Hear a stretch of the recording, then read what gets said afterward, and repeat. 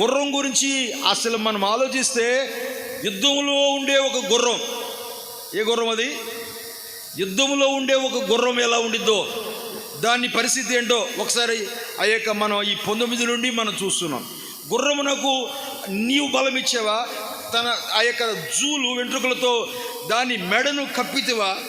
ఆమేన్. ఇంకో మాట చెప్పాలంటే మీకు అర్థమవడానికి, అసలు దాని యొక్క వీరత్వం అది ఏం చేస్తుంది, దాని కాలు ఏం చేస్తుంది, అది ఎలా గుర్రము ఆ యుద్ధ భూమిలో ఉన్నప్పుడు అది ఎలాగా ఇకిలిస్తుంది, ఎలా రంకెలేస్తుంది, కాళ్ళ బలంతో ఎలాగ భూమిని తన్నిద్ది, ట్రంపెట్ శబ్దం విన్నప్పుడు అది ఎలాగ లేచింది, ఎలాగా రా చూసుకున్నారా అని చెప్పేసి సైన్యం ఎంతైనా అసలు దానికి భయము బెదురు లేకుండా దాని గుణాన్ని దేవుడు ఎలాగ దాన్ని అలాంటి వీరత్వం స్వభావంతో దాన్ని నింపాడు అనేది దేవుడు చూపెడుతున్నాడు. ఆమేన్. ఇంకో మాట చెప్పాలంటే దాని వైఖరి చూస్తే దానికి చాలా పొగరు, చాలా గర్వం, చాలా తిమ్మిరి అంటారు చూడండి తమిళ్.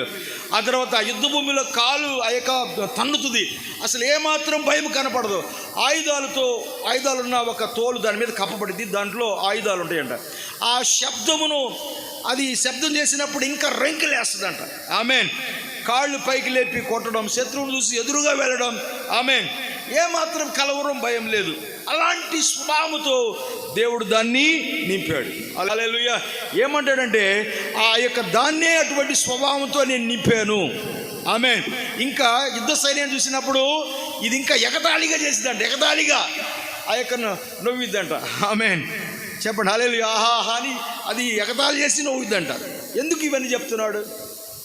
నా ప్రశ్న ఏంటంటే, ఎందుకు ఇవన్నీ చెప్తున్నాడు?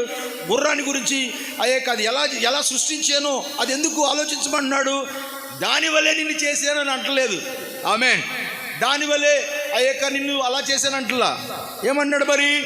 దాన్ని చేసిన నన్ను చూడమన్నాడు. యాక్చువల్గా దాన్ని చూడమని కాదు, కానీ దాన్ని చేసిన నన్ను చూడు. ఆమేన్. నేను ఎలా ఉన్నాను? ఆమేన్. చెప్పండి హల్లెలూయా. దాన్ని ఎలా చేసేనే నేను ఎలాంటి వాడునో నీవు ఆలోచించాలి. హల్లెలూయా. చెప్పండి హల్లెలూయా. నీకు ఎదురైన సమస్యలకి నువ్వు తబ్బిబ్బలాడుతున్నావు, నువ్వు ఎన్నో ప్రశ్నలు వేస్తున్నావు, ఎన్నో హృదయం నిండా వేదన పెట్టుకున్నావు, బాధ పెట్టుకున్నావు. నువ్వు అది కాదు చేయాల్సింది. అసలు నువ్వు ఆలోచించాల్సింది ఇది. ఏమంటే దాన్ని చేసిన నన్ను నీవెవరు పోలిక, నీవెవరి స్వభావం? ఆమేన్. నీకు సామర్థ్యం ఇచ్చాను కదా, అది ఎవరి సామర్థ్యం అనుకుంటున్నావు? పిరికితనం కలిగిన ఆత్మను నీకు ఇవ్వలేదు. ఆమేన్. సమస్యల్లో కృంగిపోయినట్లుగా, దిగజారిపోయినట్లుగా నిన్ను పెట్టలేదు. ఆమేన్. అక్కడి నుంచి నువ్వు సామర్థ్యంతో లేపబడేటట్లుగా నిన్ను నేను చేశాను కదా. హల్లెలూయా.